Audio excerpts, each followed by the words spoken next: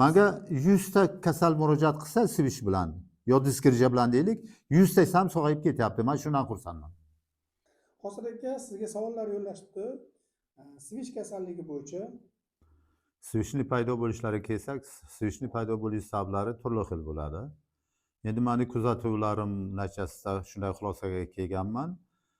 Kuchli sovqotish, anavi to'g'ri ichak deymiz, to'g'ri ichakni kuchli sovqotishi, kuchli sovuq ta'sir qilishi oqibati natijasida o'sha to'g'ri ichakda paydo bo'lishi mumkin.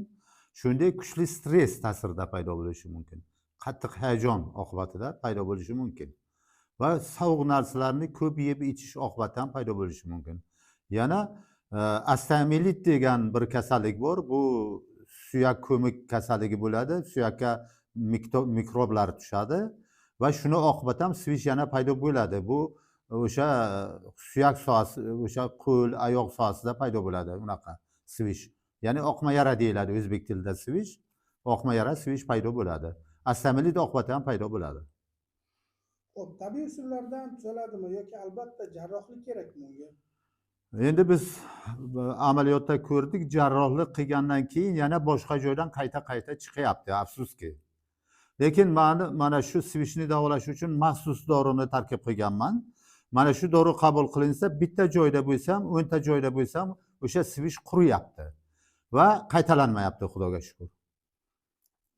Demak, buni jarrohlikdan ko'ra tabiiy yo'l bilan davolash afzal ekanligini men hayotda ko'rdim. Juda oson davolanadi tabiiy yo'l bilan, jarrohlikka hojat qolmaydi va yana qaytalanmaydi. Agar kursi oxirigacha yetkazilsa. Albatta, xo'p, lekin bu sizga berilgan, sizga kelgan bemorlarning natijasi qanday bo'lyapti? 100% sog'ayapti. Hatto 99% ham emas, 100% sog'ayapti, Xudoga shukr. Xo'p, bir bemor savol beribdi. Hosil aka, menda bir necha oylardan beri bir joyda jarangsiramay aylanib turgan og'riq bor edi. Keyinroq o'sha joyda kichik teshikcha paydo bo'ldi. Doim namlik, oz ifros chiqib turadi. Mana shu narsa o'sha Ifros nima u? bu yerda endi sheva bo'lsa kerak, shunaqa yozgan, shevasi shunaqa bo'lsa kerak, lekin mazmun tushunarli mazmun. Shifokorlar svish deyishdi. Shu kasallikni nima sababdan paydo bo'ladi? Tabiiy yo'l bilan bitiradimi yoki baribir jarrohlikka to'g'ri keladimi? Men o'zim qo'rqaman, ayniqsa operatsiyadan. Sizning maslahatingiz kerak. Albatta bu svish, oqma yara, o'zbek tilida oqma yara, rus tilida svish bu. Kelib chiqish sabablari bu kuchli sovqotish oqibati bo'lishi mumkin, kuchli hayajon sabab bo'lishi mumkin va yana o'sha mikroblar sabab bo'lishi mumkin. Infeksiya sabab bo'lishi mumkin yana. Endi davolashga kelsak, jarrohlik bilan davolashga men ehtiyoj bor deb his qilmayman. Tabiiy yo'l bilan buni davolasa bo'ladi. Jarrohlikka hech qanday ehtiyoji yo'q. Bemalol tabiiy yo'l bilan davolasa bo'ladi. Murojaat qilishi mumkin bu bemor, bizga dorimiz bor. 100% davo bo'ladigan dori bor, Xudoga shukr. Endi Hosil aka, yana bu svish bo'yicha juda ham ko'p savol kelyapti. Hosil aka, bu svish nima o'zi? Avvaliga gemoroy deb yurgandim, keyin o'sha joydan bir yiringdek narsa chiqib turibdi. Keyin teshikchaga aylandi. Shu normalmi? Qanday xavf bor? Bu albatta svishga aylanib bo'lgan, oqma yaraga aylanib bo'lgan. Bu gemoroy emas. Gemoroyga o'xshash narsa, lekin gemoroy emas. Bu o'sha hali aytdim sabablarini, o'sha mikroblar yig'iladi, o'sha organizmda mikroblar paydo bo'lganda yoki jarohat paydo bo'lganda yoki kuchli sovqotish orqali va kuchli hayajonlanish orqali kelib chiqadigan holat bu. Oz-ozdan yorilib, qonab turadi. Bu yomonmi? Ba'zan Albatta. qattiq o'tirib qolsam yoki o'tirib turganda og'riq qilib qonab yuboradi. Bu kuchaygandan darakmi? Agar buni oldi olinmasa, bitta joyda emas, yana bir necha joyga paydo bo'lishi mumkin. Men odamlarda ko'rdim, 46 ta joyga paydo bo'lgan odamni ko'rdim. Jarrohlikdan qo'rqaman, tabiiy yo'l bilan bitadimi? Internetda aytishyapti, go'yo moy suvi bug'larini, suv bug'lamasi bilan bitar ekan. Rostdan ham shunday imkoniyat bormi yoki bekorga vaqt yo'qotamanmi? Yo'q, men bu narsaga ishonmayman. Faqat tashqi muolaja bilan ketishiga men mutlaqo ishonmayman. Bunga ichki muolaja ham zarur bo'ladi. Tashqi o'sha jarohat uchun albatta maz beriladi, jarohat uchun tashqi jarohat uchun maz beriladi, lekin buni asl sababi ichkarida ichki muolaja kerak.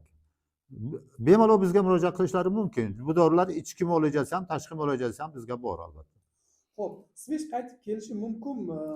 Bitkazsam ham yana qayta chiqib qolishi mumkinmi? To'liq agar sog'aysa bu qaytalanmaydi. Odamlar shunday deydi, rostmi?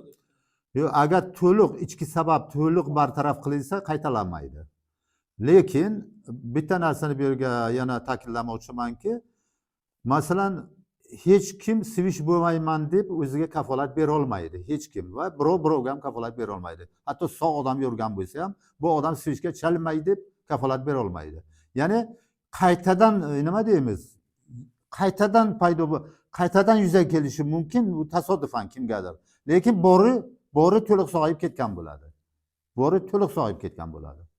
Agar hayotda qachondir qayta yo'liqmasa, svishga qayta yo'liqmasa agar. Uyatli joyda bo'lgani uchun odamga ruhiy qiynalish ham beradi.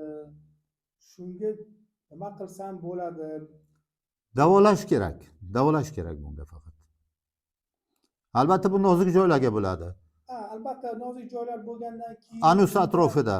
unda nozik joylarni teri ham nozik bo'ladida. Shunday. Ta'sir Shunday. ta'sirchanligi Nekomfortni bo'ladi-da odam, nekomfortni bo'ladi. O'zini noqulay sezib yuradi. Ham sasib yuradi ko'pincha. Hech qazib yuradi. Bir xonaga kirsa o'sha xona sasishi mumkin. Qancha odam bo'lsa bezovta bo'ladi. Lekin davolab bo'ladi, 100% davolab bo'ladi, xudo xolasa. Menga 100 ta kasal murojaat qilsa svish bilan, yo diskrija bilan deylik, 100 ta ham sog'ayib ketyapti. Men shundan xursandman. Bunda to'liq davolanib va qayta chiqmaydigan bo'lib ketadi svishda. Shu bor svishi to'liq yo'qoladi. Men shunga kafolat bera olaman, xudo xolasa. Xudo xolasa to'liq yo'qoladi. Lekin bu hayotda qaytib svishga chalinmaydi degan na unga, na menga, na sizga, hech qaysimizga kafolat yo'q. Biz qaysimizdir qachondir svishga chalinmasak. Kafolat yo'q u narsaga. Chunki hayotda bo'lishi mumkin. Mana bir marta gripp bo'lgan odam qaytib gripp bo'lmaydi deb bo'lmaydi-ku. Yoki bir marta o'pka shamolagan odam qaytib o'pka shamolamaydi deb bo'lmaydi. Shu ma'noda bo'lgan. Lekin ana shu bori ketadi, bori to'liq ketadi. Shuni o'zi ham katta gap o'zi. Sog' odamga aylanib qoladi-da, soppa-sog' odamga aylanib qoladi, sevishi yo'q odamga aylanib qoladi. Faqat hayotda qachondir qaytadan chalinmasa agar, qachondan yuz bermasa mabodo, qachondir. Xuddi gripp qaytalanganga o'xshashda. Katta rahmat Qosim aka. Salomat bo'ling.